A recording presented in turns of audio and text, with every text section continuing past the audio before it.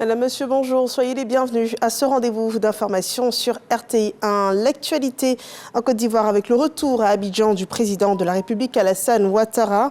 Après avoir participé au 66e sommet des chefs d'État de la CEDEAO. C'était hier un sommet ordinaire qui s'est tenu à Abuja. Le vice-président de la République et le Premier ministre étaient à l'aéroport pour l'accueillir.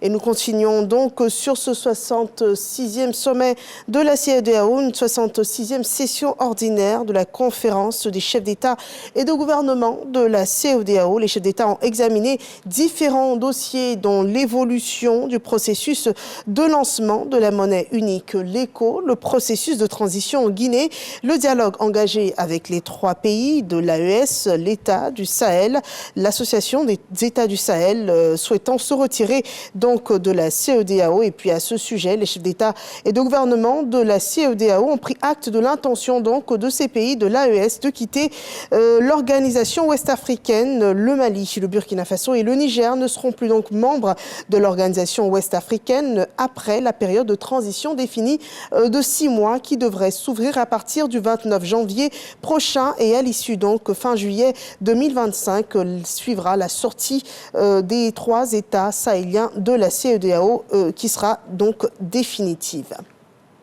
Une semaine avant Noël, qui commémore la naissance du Christ, parlons de foi et d'unité. Après 17 ans, l'église Ariste de Songong Assemblée ouvre un nouveau temple, une bâtisse inaugurée en présence du Premier ministre Robert Begré-Mambé. Le bâtiment baptisé Arche de Noé est à une 30aine de kilomètres d'Abidjan et c'est là le témoignage de foi et d'unité de la communauté ariste qui a travaillé à son édification. C'est un symbole spirituel qui est aussi un symbole de la construction sociale de la Côte d'Ivoire.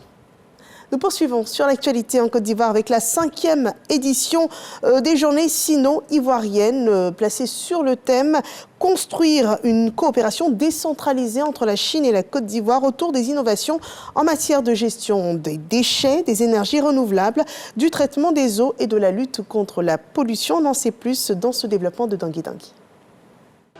Si les relations commerciales et économiques entre la Chine et la Côte d'Ivoire se portent bien et même promettent, l'institution des journées sino-ivoiriennes de l'investissement et du partenariat, dont la 5e édition a lieu récemment, y est pour beaucoup. Nous avons permis des mises en relation de plusieurs entreprises, de jeunes Ivoiriens, des start-up, avec des entreprises chinoises localement basées pour s'aguerrir à leur expérience et puis pour donc améliorer leur chiffre d'affaires.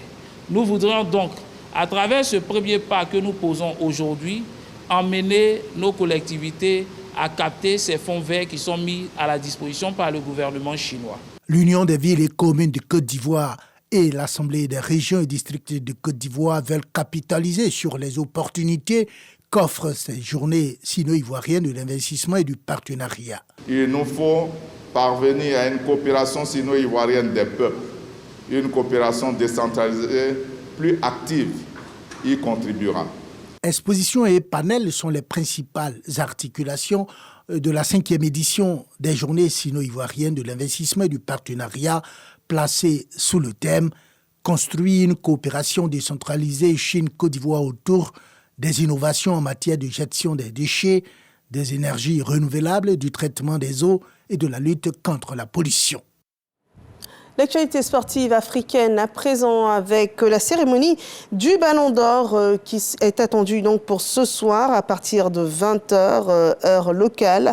La cérémonie de Ballon d'Or africain qui se déroulera donc ce 16 décembre au Palais des Congrès de Marrakech au Maroc.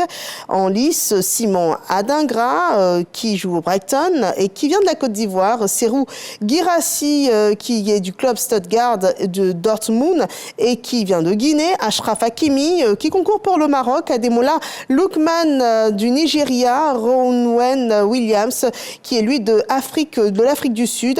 Et hormis donc ce Ballon d'Or qui sera remis, il sera également donné les prix suivants, le trophée du gardien africain de l'année 2024, le joueur interclub de l'année 2024, le titre d'entraîneur africain de l'année, le titre de club africain de l'année et le titre de sélection nationale de l'année. L'aide s'organise après le passage du cyclone Chigo qui a ravagé Mayotte. Des secours acheminés par un pont aérien ont commencé à arriver depuis hier dans ce décor dit apolitique. Et ce décor apolitique dans ce département pauvre de France. Le bilan officiel reste encore très provisoire. Plusieurs centaines de personnes auraient perdu la vie et peut-être même quelques milliers selon le préfet de ce département français. Et aussi le cyclone Chido aurait touché la terre d'Afrique, en particulier le Mozambique, avec des vents violents et un risque de dégâts important.